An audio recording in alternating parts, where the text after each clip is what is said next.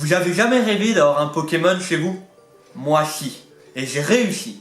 Aujourd'hui je vais vous présenter mes axolotes. Vous savez, cet animal qui a donné envie aux créateurs de Pokémon de créer le Pokémon Axoloto. Je sais ce que vous allez vous dire. Le mec qui veut nous présenter un vrai Pokémon alors qu'il parle comme Sid. Vous savez, le mec dans l'âge de glace. Lui. Oh, mi amor, tu ne saurais imaginer combien de dames ont essayé en vain de dompter Sid l'étalon. Mais c'est avec toi que je veux tout partager. Bon, fini de discuter, c'est parti. Un jour vous serez le meilleur dresseur. Je me battrai sans répit. Je ferai tout pour être vainqueur et gagner les défis. Eh bien salut tout le monde, c'est Luc de chez Bléphare Reptile. J'espère que vous allez tous très bien. Pour ma part, la forme. J'espère avant tout que la première partie de cette vidéo vous aura fait rire, ou du moins vous aura donné le sourire. Pour ma part, j'ai pris vraiment beaucoup de plaisir à la faire.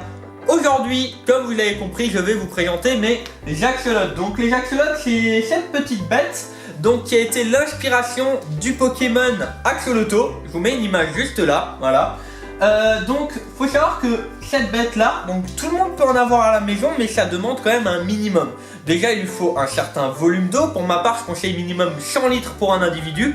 Ça n'engage que moi. Certains vont dire 60, d'autres 80. Pour ma part, 100 litres pour un individu. C'est un animal qui vit en eau froide, voire même très froide. 15 degrés, pour lui, ça ne le dérange pas, d'accord? C'est un animal qui va manger un peu de tout. Des vers de terre, des vers de vache, enfin vraiment plein de choses.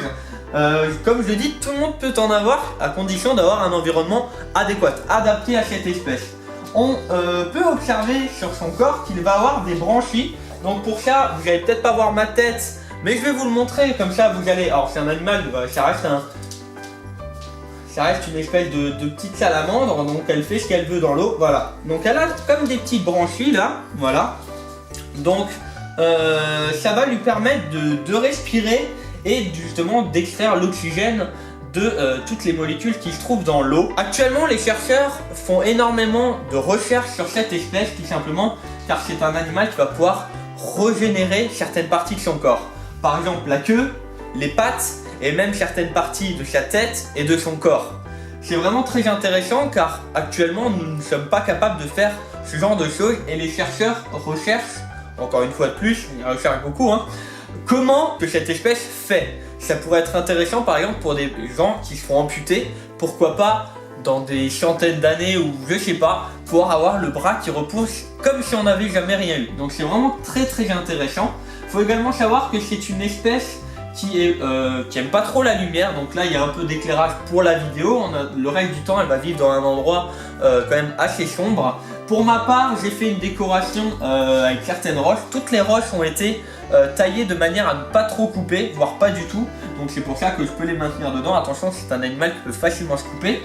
Moi je vous conseille, si vous voulez faire quelque chose de simple, de mettre beaucoup de plantes et du sable de Loire au fond, histoire d'avoir la chose la plus simple possible.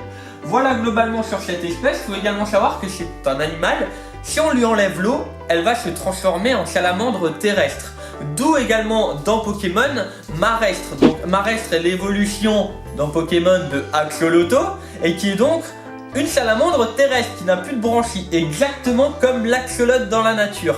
Donc l'axolote vit dans l'eau, la salamandre de l'axolote vit sur terre, comme le Pokémon Axoloto et Marestre. Donc c'est vraiment une inspiration complète. Les gens qui ont créé Pokémon se sont vraiment inspirés de cette espèce. Voilà, c'est vraiment une vidéo qui n'est pas très longue, mais que je trouve vraiment intéressant. Franchement, si vous voulez d'autres renseignements pour avoir cette espèce chez vous plus détaillés ou des choses comme ça, n'hésitez pas à me le dire dans les commentaires.